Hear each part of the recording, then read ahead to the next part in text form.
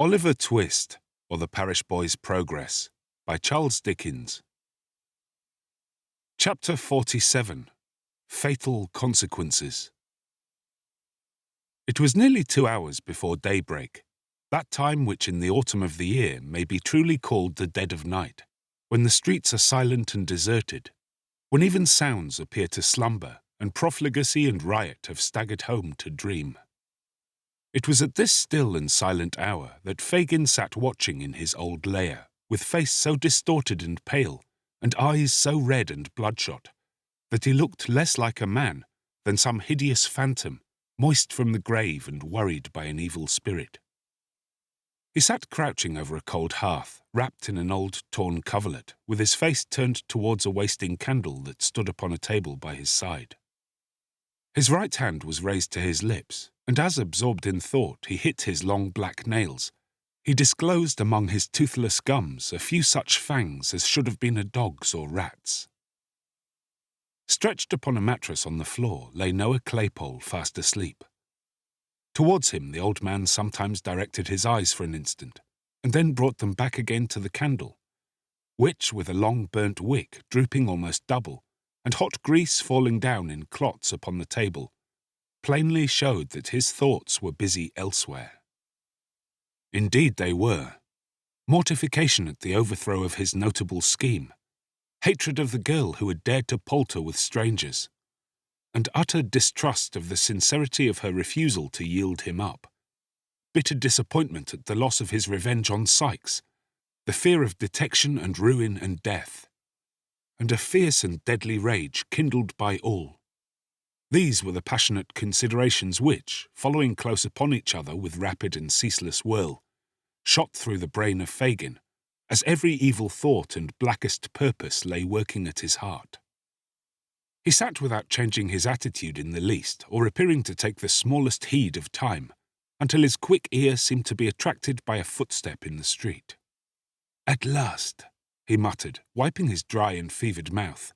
"At last." The bell rang gently as he spoke. He crept upstairs to the door, and presently returned accompanied by a man muffled to the chin, who carried a bundle under one arm. Sitting down and throwing back his outer coat, the man displayed the burly frame of Sikes. "There," he said, laying the bundle on the table. "Take care of that, and do the most you can with it. It's been trouble enough to get it. I thought I should have been here 3 hours ago." Fagin laid his hand upon the bundle, and locking it in the cupboard, sat down again without speaking. But he did not take his eyes off the robber for an instant during this action, and now that they sat over against each other face to face, he looked fixedly at him with his lips quivering so violently, and his face so altered by the emotions which had mastered him, that the housebreaker involuntarily drew back his chair and surveyed him with a look of real affright. "What now?" cried Sikes. "What do you look at a man so for?" Fagin raised his right hand and shook his trembling forefinger in the air, but his passion was so great that the power of speech was for the moment gone. "Damn me," said Sikes, feeling in his breast with a look of alarm. "He's gone mad. I must look to myself here." "No, no," rejoined Fagin, finding his voice. "It's not. You're not the person, Bill. I've no fault to find with you." "Oh, you haven't you?" said Sikes, looking sternly at him, and ostentatiously passing a pistol into a more convenient pocket. "That's lucky, for one of us. Which one that is don't matter." "I've got that to tell you, Bill," said Fagin, drawing his chair nearer. "Will make you worse than me." "Aye?" returned the robber with an incredulous air. "Tell away. Look sharp, or Nance will think I'm lost." "Lost?" cried Fagin. "She has pretty well settled that in her own mind already." Sikes looked with an aspect of great perplexity into the Jew's face, and reading no satisfactory explanation of the riddle there, clenched his coat collar in his huge hand and shook him soundly. "Speak, will you?" he said. "Or if you don't, it shall be for want of breath. Open your mouth and say what you've got to say in plain words. Out with it, you thundering old cur, out with it!" "Suppose that lad lying there," Fagin began. Sikes turned round to where Noah was sleeping as if he had not previously observed him. "Well," he said, resuming his former position. "Suppose that lad," pursued Fagin, "was to peach, to blow upon us all, first seeking out the right folks for the purpose, and then having a meeting with them in the street to paint our likenesses, describe every mark that they might know us by, and the crib where we might be most easily taken. Suppose he was to do all this, and besides, to blow upon a plant we've all been in, more or less, of his own fancy, not grabbed, trapped, tried, earwigged by the parson and brought to it on bread and water, but of his own fancy, to please his own taste, stealing out at nights to find those most interested against us and peaching to them. Do you hear me?" cried the Jew, his eyes flashing with rage. "Suppose he did all this, what then?" "What then?" replied Sikes with a tremendous oath. "If he was left alive till I came, I'd grind his skull under the iron heel of my boot into as many grains as there are hairs upon his head." "What if I did it?" cried Fagin, almost in a yell. "I, that knows so much and could hang so many besides myself." "I don't know," replied Sikes, clenching his teeth and turning white at the mere suggestion. "I'd do something in the jail that'd get me put in irons, and if I was tried along with you, I'd fall upon you with 'em in the open court and beat your brains out afore the people. I should have such strength," muttered the robber, poising his brawny arm, "that I could smash your head as if a loaded wagon had gone over it." "You would?" "Would I?" said the housebreaker. "Try me." "If it was Charlie or Dodger or Bet or—" "I don't care who," replied Sikes impatiently. "Whoever it was, I'd serve 'em the same."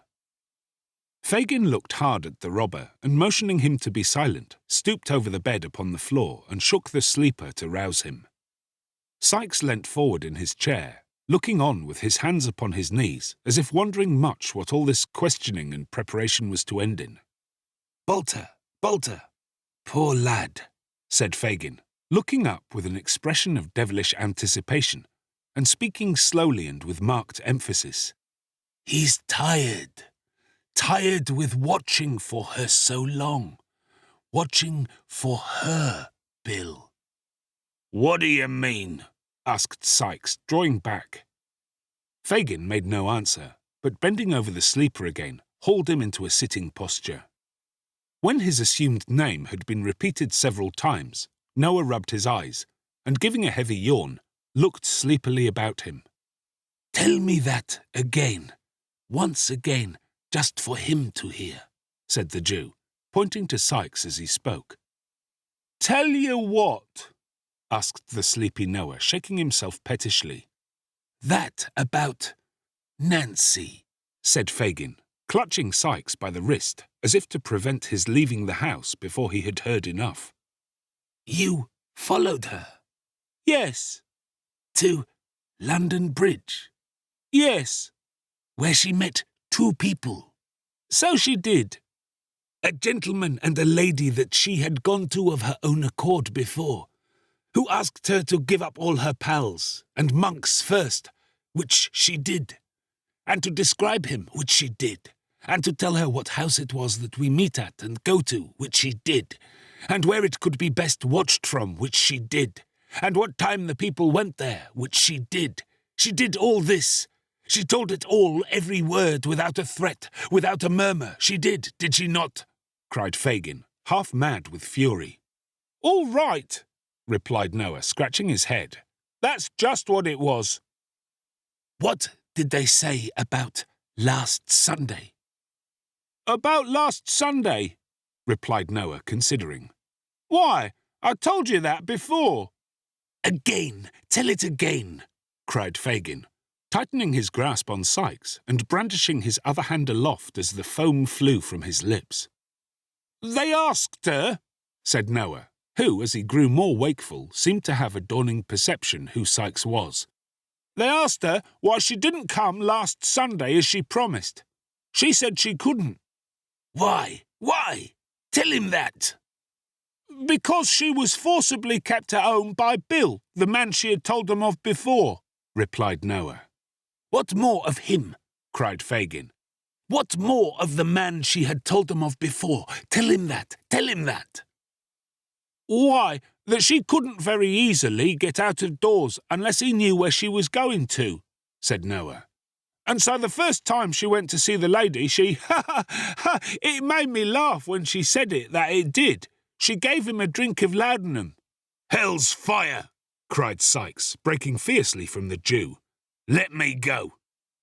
Flinging the old man from him, he rushed from the room and darted wildly and furiously up the stairs. Bill! Bill! Cried Fagin, following him hastily. A word, only a word. The word would not have been exchanged, but that the housebreaker was unable to open the door, on which he was expending fruitless oaths and violence when the Jew came panting up. Let me out, said Sikes. Don't speak to me. It's not safe. Let me out, I say. Hear me speak a word, rejoined Fagin, laying his hand upon the lock. You won't be. Well, replied the other. You won't be too violent, Bill. The day was breaking, and there was light enough for the men to see each other's faces. They exchanged one brief glance. There was a fire in the eyes of both which could not be mistaken. I mean, said Fagin, showing that he felt all disguise was now useless. Not too violent for safety. Be crafty, Bill, and not too bold. Sikes made no reply, but pulling open the door, of which Fagin had turned the lock, dashed into the silent streets. Without one pause or moment's consideration, without once turning his head to the right or left, or raising his eyes to the sky or lowering them to the ground, but looking straight before him with savage resolution, his teeth so tightly compressed that the strained jaw seemed starting through his skin, the robber held on his headlong course, nor muttered a word, nor relaxed a muscle until he reached his own door. He opened it softly with a key, strode lightly up the stairs, and entering his own room, double-locked the door, and lifting a heavy table against it, drew back the curtain of the bed. The girl was lying, half-dressed, upon it. He had roused her from her sleep, for she raised herself with a hurried and startled look. Get up, said the man. It is you, Bill, said the girl, with an expression of pleasure at his return. It is, was the reply. Get up. There was a candle burning, but the man hastily drew it from the candlestick and held it under the grate. Seeing the faint light of early day without, the girl rose to undraw the curtain. Let it be, said Sikes, thrusting his hand before her. There's enough light for what I've got to do. Bill, said the girl in the low voice of alarm, why do you look like that at me? The robber sat regarding her for a few seconds with dilated nostrils and heaving breast, and then, grasping her by the head and throat, dragged her into the middle of the room, and looking once towards the door, placed his heavy hand upon her mouth. Bill! Bill! gasped the girl, wrestling with the strength of mortal fear. I won't scream or cry, not once. Hear me. Speak to me. Tell me what I have done. You know, you she-devil, returned the robber, suppressing his breath. You were watched tonight. Every word you said was heard. Then spare my life for the love of heaven as I spared yours, rejoined the girl, clinging to him. Bill, dear Bill, you cannot have the heart to kill me. Oh, think of all I have given up only this one night for you. You shall have time to think and save yourself this crime. I will not loose my hold. You cannot throw me off. Bill, Bill, for dear God's sake, for your own, for mine, stop before you spill my blood. I have been true to you, upon my guilty soul I have. The man struggled violently to release his arms, but those of the girl were clasped round his, and tear her as he would, he could not tear them away. Bill! Bill! cried the girl, striving to lay her head upon his breast. The gentleman and that dear lady told me tonight of a home in some foreign country where I could end my days in solitude and peace. Let me see them again and beg them on my knees to show the same mercy and goodness to you. And let us both leave this dreadful place, and far apart lead better lives, and forget how we have lived, except in prayers, and never see each other more. It is never too late to repent. They told me so. I feel it now. But we must have time. A little time. The housebreaker freed one arm and grasped his pistol. The certainty of immediate detection if he fired flashed across his mind even in the midst of his fury, and he beat it twice with all the force he could summon upon the upturned face that almost touched his own. She staggered and fell, nearly blinded with the blood that rained down from a deep gash in her forehead. But raising herself with difficulty on her knees, drew from her bosom a white handkerchief, Rose Maylie's own, and holding it up in her folded hands as high towards heaven as her feeble strength would allow, breathed one prayer for mercy to her Maker. It was a ghastly figure to look upon. The murderer, staggering backward to the wall and shutting out the sight with his hand, seized a heavy club and struck her down.